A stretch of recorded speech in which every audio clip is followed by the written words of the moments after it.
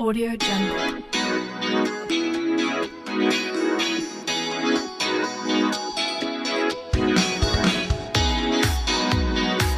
Audio Jungle.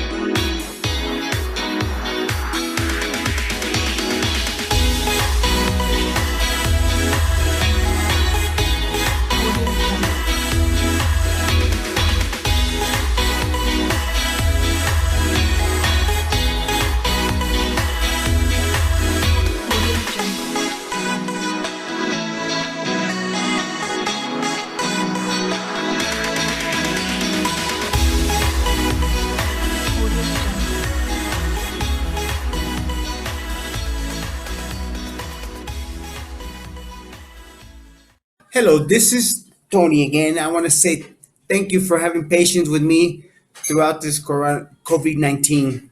And I pray that all you and your families are in the best of health. Okay, today I'm going to read and then you're going to send me a video with the pronunciation and you're going to answer page 114. It's very easy. Okay, you have to do the details that are the same, the details that are different from the story, and answer the questions, and you will write them in your notebook and you will send it to a picture to the website that's provided by Colegio Miramar. Okay, here we go. Okay, don't forget to send me your videos. The people, some of you don't send this, send it 3 days later. Okay, it says, read.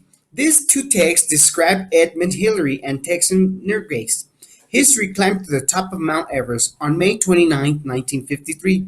Before the year, no one had reached Mount Everest summit. The first text is from Edwin Hillary's memoir.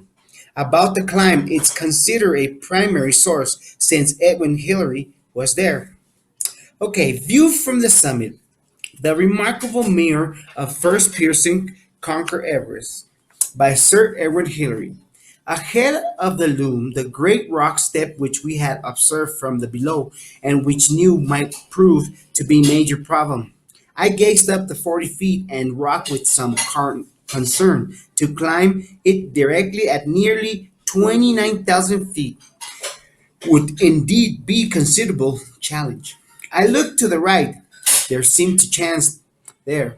Clinging to the rock was a great ice cornice hanging over the mighty consumed face. Under the effect of gravity, the ice had broken away from the rock and the narrow crack upward. Nervously, I wondered if the cornice might collapse under my pressure. There was only one way to find out. Although it would be relatively useless, I got tensing to establish the belay. Then I eased my way into the crack, facing the rock. I jammed my crop spoon into the ice behind me, then wriggled my way upwards, using every little uphold I could find. Puffing for breath and made steady. High the ice was holding, and 40 feet up, I pulled myself out of the crack into the top of the face. I had made it. For the first time in the whole expedition, I had feeling and confidence that we were going to get to the top. I waved Tanzing and brought in the rope as he made his way laboriously up the crack and dragged himself out beside me. Panting for breath, we didn't waste any time. I started cutting steps again, seeking out rather anxiously for sights of the summit. We seemed to go on forever, tired and moving rather slowly. In the distance, I could see the Breton Plateau. I looked up at the right, and there was a rounded snow dome.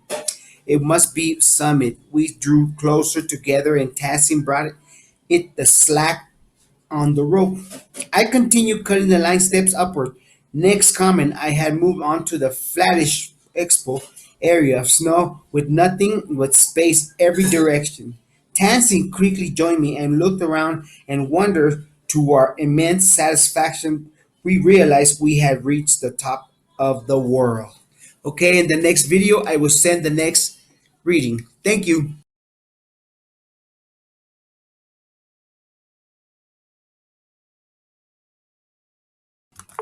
Okay, this is me again. This is the second video for the second page on page 113. Okay, I'm going to read. The second text is from the book about climb by the author. Joe Massive, since she didn't climb Mount Everest, her book is considered to be secondary source. As you read, imagine the climb excitement they're going to do when their person has gone. The summit of Mount Everest has never been reached. See, this is what's called Momir. Two stories: one, the person that was there, and the person that wasn't there. So that is two options when I'm talking about your video. Okay, here we go. Everest reaching for the sky by Joyce Massive.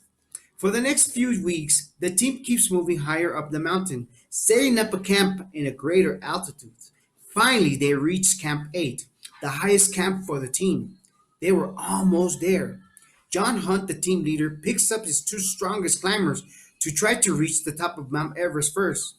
Edwin Hillary and Tessie Norgay are not chosen to go. Then the disaster strikes. The oxygen tanks don't work, and the first two climbers have to turn back. Hillary and Tessin are told that they will have to change to reach the summit after all. Hillary and Tessin feel excited, yet calm as they begin their climb to the top. After spending the night perched in their little edge, they are ready to climb the final climb. It's minus 17 Fahrenheit, minus 27 Celsius, and they have pulled on 8 layers of clothing and 3 pairs of gloves. Their backs weigh 40 pounds, 18 kilograms each. The two men move slowly, carefully hacking steps into the ice with their axes. Parts of the climb are really scary ridges that are only as wide as dividing boards. There are places where the mountains falls off 2 miles, 3 kilometers straight down. One wrong step can mean death. Still, up they go higher and higher until they come to the rocky wall of 40 feet, 12 meters high. Now what? Hillary sees a slim crack in the rock. He jams his foot into it and begins to wiggle up the grabbing at any handhold he can find. Tenses follows. They haven't come to this far to give up. It takes almost half an hour to inch up using the crack. They can barely catch their breath. What else can happen? Two men keep going up. They move from rock to snow, and as soon as they climb, no more because there's no more mountain left. They have summited. They have reached the top.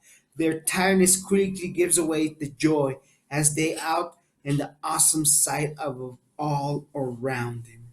Okay, well, I hope to see your videos and I hope to see you soon.